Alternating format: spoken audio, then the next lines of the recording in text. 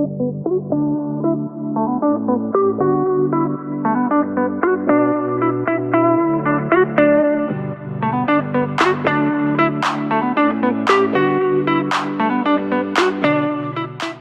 and it's a 5 a.m. EST, East Coast time zone. It's pretty early, as Marcelo said. Um, to a little bit of background about myself, coming from India, studied back in India in Hyderabad, and moved to United States almost 25 years back, working here on multiple capacities and both in the technology as well as in the financial services. So that's a high level of my background. Sorry, I missed the conversations about the previous speakers here.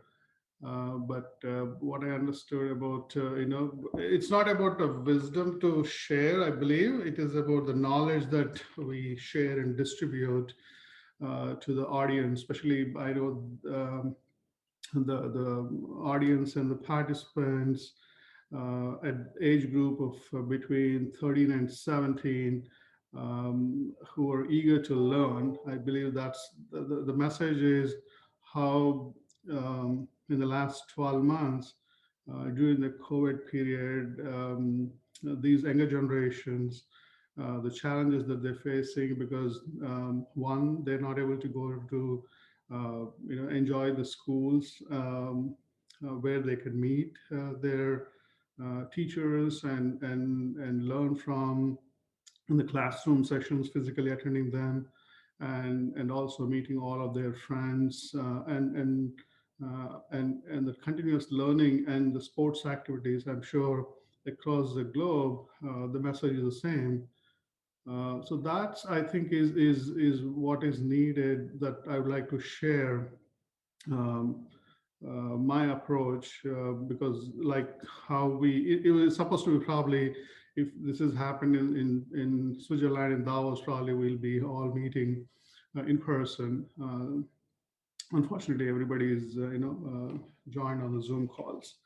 The demographic which we are addressing age group below sixth standards or 10th standard somewhere the learning curve where students are going to get their knowledge in the classrooms, exploring their various subjects, and that shapes their future areas of expertise they're going to become, whether they're into the employability or start their own.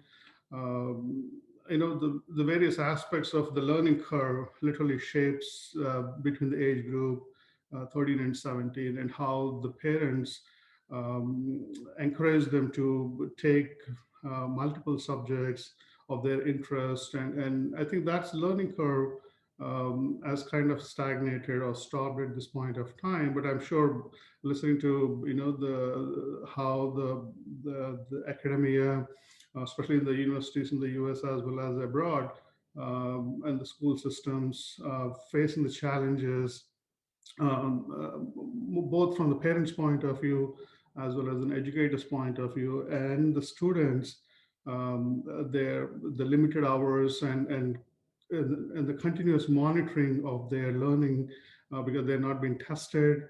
So there's quite a few challenges, I would say. So how do we overcome? In fact, what we do at home for the last 9 to 12 months is the same, where we're not able to go to meet our clients. We're not able to do the things that normally we do. It reflects I would say the work from home option was good for first few months, but I think it's keep dragging it. Uh, so how do we keep the learning curve and also see what's there in the future?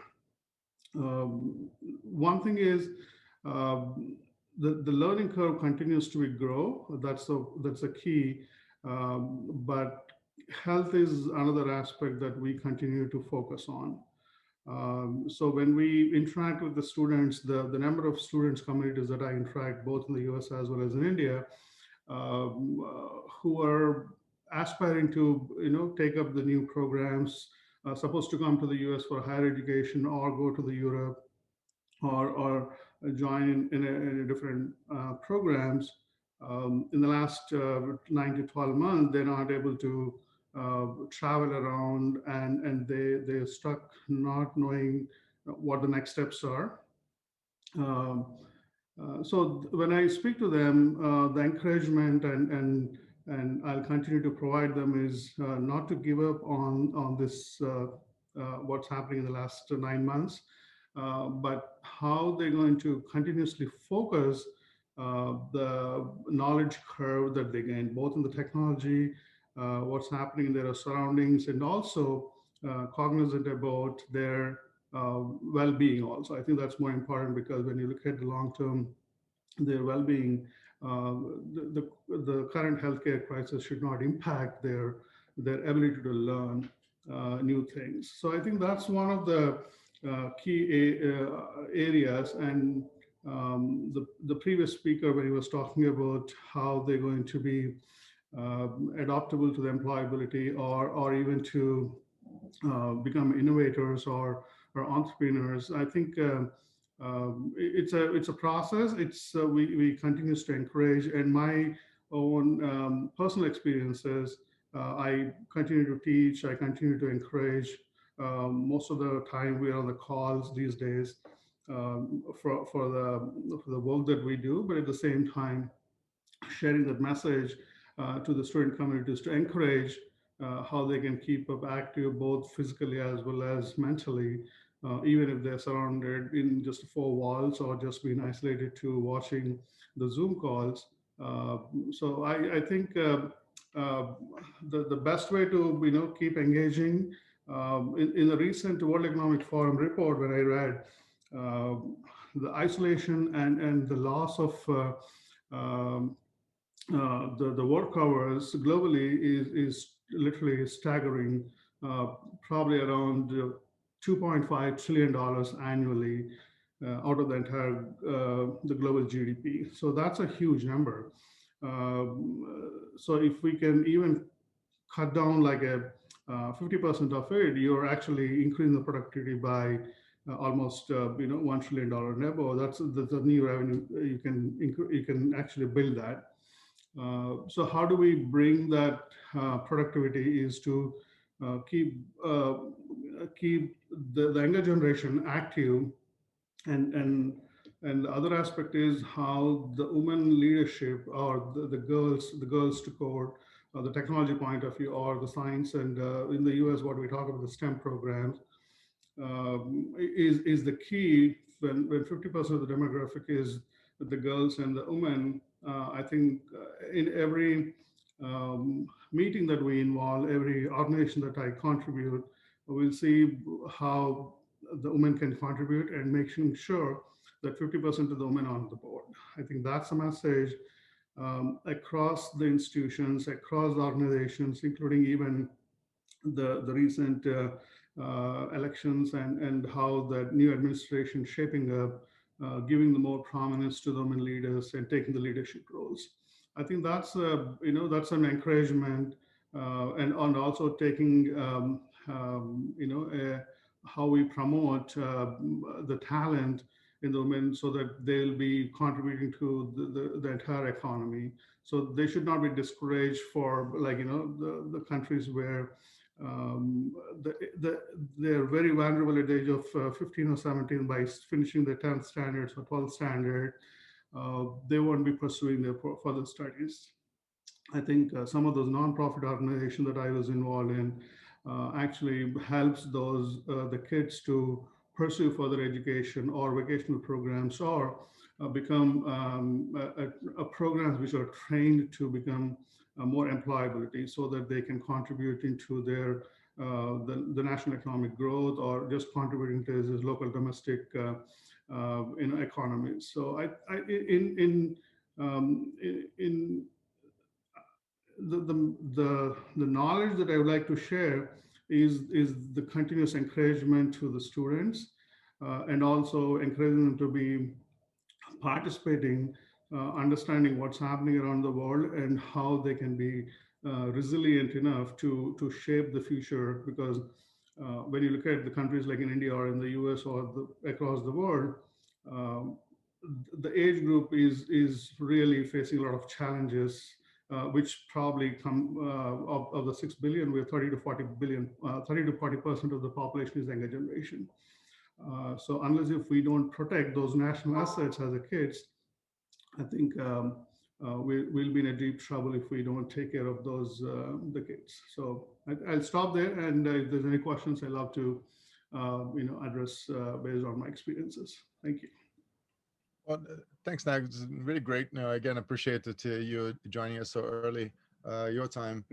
Um, the image that comes to mind is that the World Economic Forum is very well intentioned. They have so many initiatives, and they're trying to uh, make it media friendly, right? So the Right. social media exposure they have has millions of followers because they have Right. those small clips of really interesting topics. They have outsourced it. So if I Right. understand well, the model is that if you're doing something cool, you propose it to them, and if they curate and approve it, they are going to be publishing.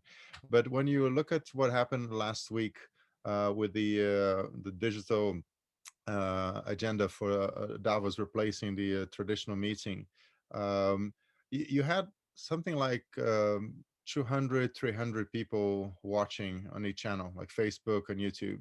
And I find it very surprising that you can have, literally millions of followers and only 200 people are Right. following those discussions live. So how can institutions like the WEF that has so much power and outreach be able to reach out to the younger generations, and in this case, not only teenagers but also the younger millennials? What's lacking there to gain traction for them to get this message across? Um, it's an interesting question. I was there the entire 5 day sessions at the World Economic Forum. It just ended last night on Friday evening hours. So I was there attending all the sessions. Surprisingly, I don't think the World Economic Forum has any programs to support the demographic, which is the age group of 13 or 17 at the higher level. Because last year I was in Davos. The two influencing factors that we were talking about in Davos last year was cybersecurity and the climate change. And this year, the focus is more onto the climate change and how the carbon neutral. When you look at the school systems, um, majority of them, especially we're talking about the third world countries, right? Whether not in the developed countries or in the US, where every kid probably carrying a cell phone in the classrooms. I'm sure even in the university campuses, the phones are switched off, and they will be not allowed when the professors or the teachers are giving lectures.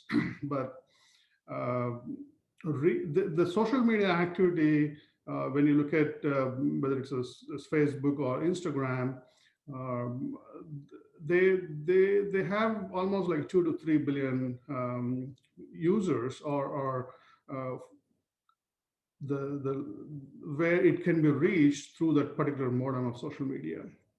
Uh, Unfortunately, the things that social media or the Instagram people, the kids and the younger generation share, uh, doesn't need to be always in education. Maybe they're just sharing the things that interest for them for the age group. Definitely not at the learning curve. Or I never heard a different university program is the kids are sharing to the different university program, or the particular program is maybe I'm not speaking to the same group, that how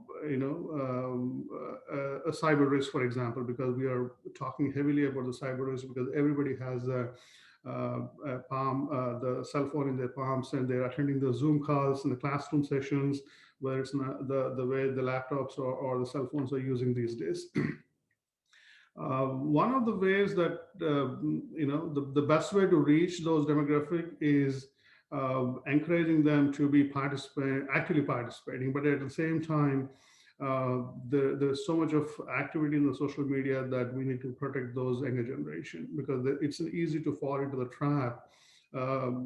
Just asking a kid to join a particular social media platform, which they may be entering some personal information which is dangerous to the age groups which they're supposed not to share, the parental guidance or the monitoring systems. I think there should be more awareness from the elders to share that the dangerous aspects of the being online. I'm not commenting anything about which social media platforms, but at the same time, if you want to protect the younger generation, you need to provide the access at the same time in a control mechanism. When I say the control mechanism, you need to tell the kids in the classrooms or at home what are the benefits and how far they can go. Because everybody, the cyber risk is a business risk. What we talk about today, it's not a security risk; it's a business risk. So institutions like nonprofit organization, how they reach to the for my own experience in the US as well as in India and the Europe, I think the awareness is there. Maybe this current COVID situation helps to accelerate reaching out to the student communities because nowadays everybody have this particular access to these Zoom classroom sessions, and the monitoring mechanisms of securities are focused on those particular programs. So there's a multiple ways to reach out, not just any particular social media websites, but encouraging them to through whether it's a TV ads or even an advertisement in the Instagrams, which they share the photographs. Maybe I would say the scrolling underneath that the particular website or institution or whether it's a climate change is a real deal, cybersecurity is a real deal, and how digital transformation that where your personal information should not be shared to outsiders. So those things, I think, if we continues to encourage the younger demographic, I'm sure they'll be because they're the future of the world, and helping them to understand, build a culture of trustworthiness and being transparent with them. I think that helps to reach out to them much faster. I'm sure the COVID actually helps in that communication to accelerate this too. Hope that answers your question. The World Economic Forum does have a segment which is about the youth. It's part of their knowledge wheel. It's not very visible. Right. And one of the reasons why I decided to focus on the segment of below 18, right, 13 to 17, Right. is linked to a few things. I mean, level of maturity. Most teenagers, when they're 13, in some cases they're very advanced. In fact, when they're already 11 or 12, and we had a few exceptions below 13 joining us in Davos for the Wisdom Accelerator program. Right. 3 exceptions, in fact.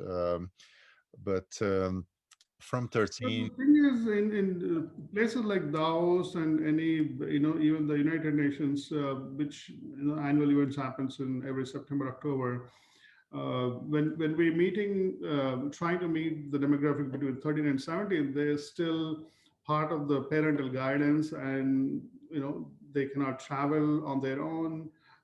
They need to be always on the monitoring what they're doing and how they're being protected, right? Because you don't want to expose them to the dangers of the world outside.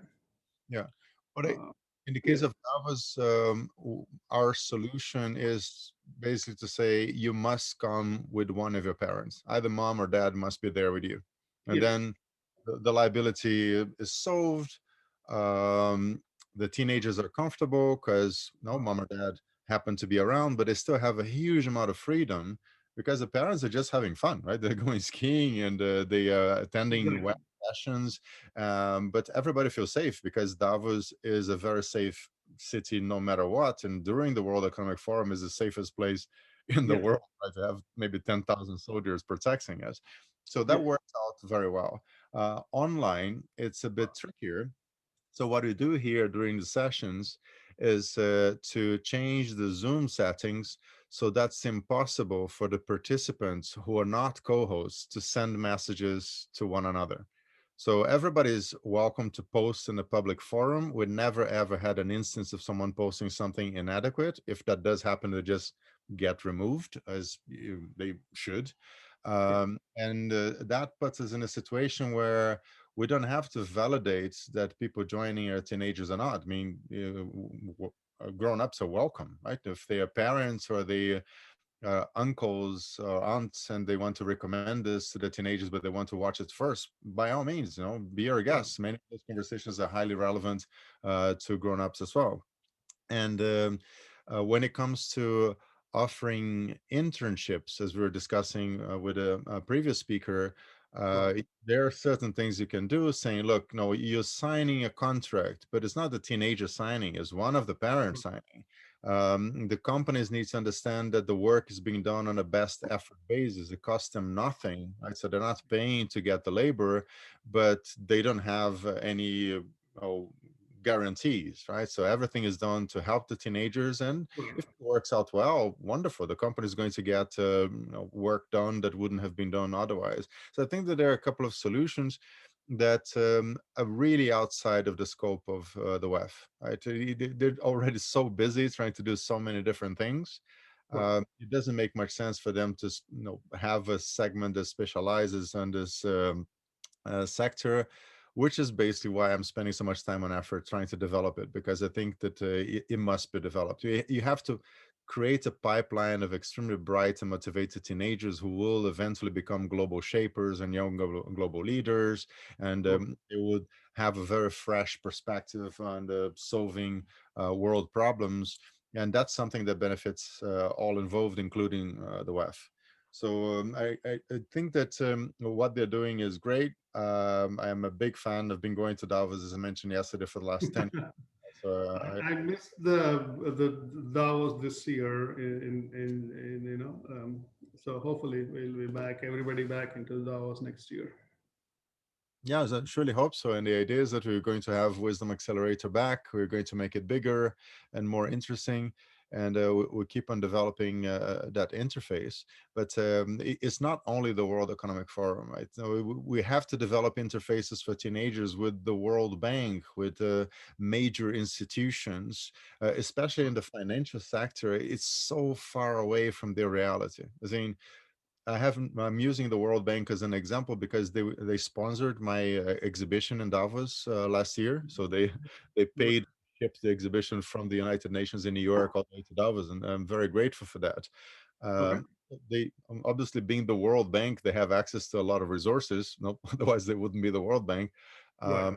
But if you're a teenager and you want to have access to the resources, how do you do it? Do they have a grant program for younger people? Probably. I never heard about those. And if I haven't heard myself, no, how would you expect a teenager in Bangalore to know about those things? So I'm also trying to reach out to those August institutions, the big names that and the movers and shakers in terms of policy around the world, and Okay. asking them, like, how can a teenager be involved in the work you're doing? And then, of course, promoting that to as many teenagers as possible around the world. Would you have any suggestions as you're based in New York, you work with financial institutions, any suggestions from your side in terms of um, some of those institutions that are trying to reach out to the teenagers? They have something of value to give, but that are not very well known to the public so far.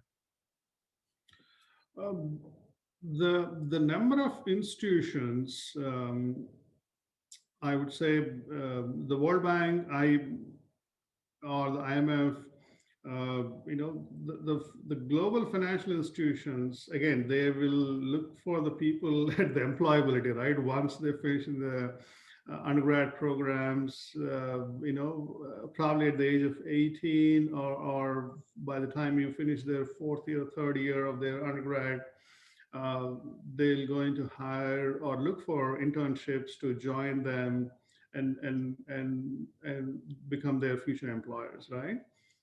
Um, that's the financial services because they need to see what's the return of investment in those student communities when they come from. But I think it's the non-profit point of view, and to an extent even the financial institution point of view, because you can't ask a 13 or 14-year kids leave the 11th or 10th grade the classroom to join a full-time employability. It may be a summer internship to help them to understand financial institutions, how they're running the program. So there are few programs I know back in India as well as in the US. um, the institutions actually reach out to the education institutions directly, both from underprivileged kids, helping them to especially I'll give one example. I think the 110 is one organization. I just recently attended the program where in the next 10 years they would like to hire the people in Kerala more than a million jobs they wanted to give, and a lot of financial institution CEOs are part of that program, helping the kids to grow into to employability and become successful in their future. um, in India also there are a lot of institutions, non-profit, philanthropic institutions, which helping the students communities um, to reach out to the underprivileged and rural areas where there's so much of potential, but there's less opportunities. How they it may not be the financial institutions, but in every segment of the industry, the younger generation, once I think in my view, once you understand the student community of the 13 and 18, when they move to the next age group, they become immediately into the employability, and they're into to joining their the future of the growth. So once you start treating them as a national assets, or putting them into the mainstream, and treat them as I don't say the adults, but at the same time giving every opportunity for them to grow. I am happy to share some of those institutions offline, where you can reach out, maybe in the next 12 months, the next time when you actually reconvene. Then you can reach out to those institutions and see how they can partner with, or how you can actually share this conversation in the future. Oh, that would be great because one of the ideas, as I mentioned before, I don't know if you had joined the previous call by then. I joke saying that we have this wisdom fleet with the three ships: no mentorship, internship, and entrepreneurship.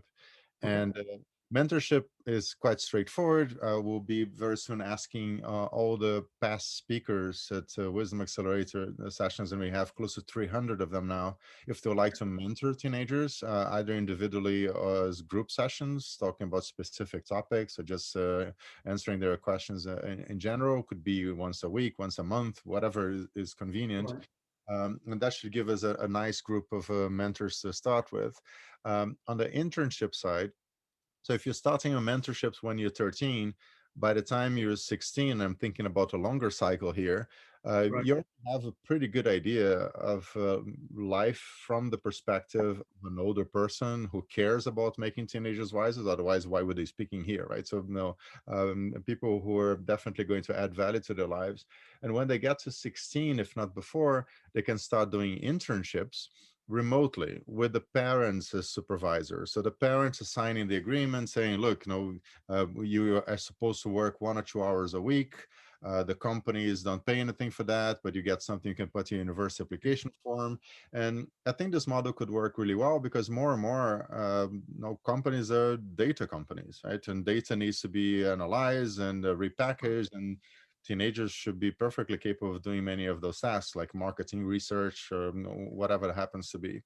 And if they do well and they get good feedback, when they turn 18 and they go to university, nothing prevents them from keep on having one or even many of those internships 1 hour a week on the side, right? So they're studying to get a degree, but they also have on their CV, hey, I'm doing an internship with the food manufacturing industry, with the financial services industry. So that's Agreed. going to make it easier for them to attract the right level of attention of organizations like the World Bank, saying, wow, you've done 15 internships since you were 16. I like you. Come here. Let's have an interview, right? Yes. And this is something that is so powerful, considering that so many teenagers in the remote places, or even in the big countries, as in our next speakers from Indonesia. Let's say you grew up in Bali, and all of a sudden now you can be an intern to a data company in Amsterdam. Why Yes. not? In fact, Indonesia and the Netherlands, they have very close bonds. But I don't think that many teenagers in Bali are doing internships at companies in Amsterdam, and that leads to the questions like, why not? Right? The internet is there; they speak the language. Some of them even speak Dutch. Not that most people in Netherlands speak English anyway. So Correct. that's one thing we're trying to focus on. And if you can have a list of organizations that will be willing to help us test the concept, would be very much appreciated. And your time is also super appreciated. We're already a bit late for the next session. So I'll thank you again for waking up before 5 in the morning to be here with us. This is awesome. And I'm really hoping that we'll have a chance to meet in Davos next January, if not before. So thanks again, Alex. Amazing to have you Thank here. you. And I wish you the luck, and we look forward to seeing you in Davos, and also continues to be, in collaboration with you, and see how we shape the future of this younger generation to become a mainstream and be a successful citizens of the future. Thank you. Fantastic. Thanks for joining. All the best. Thank you. Thanks, everyone.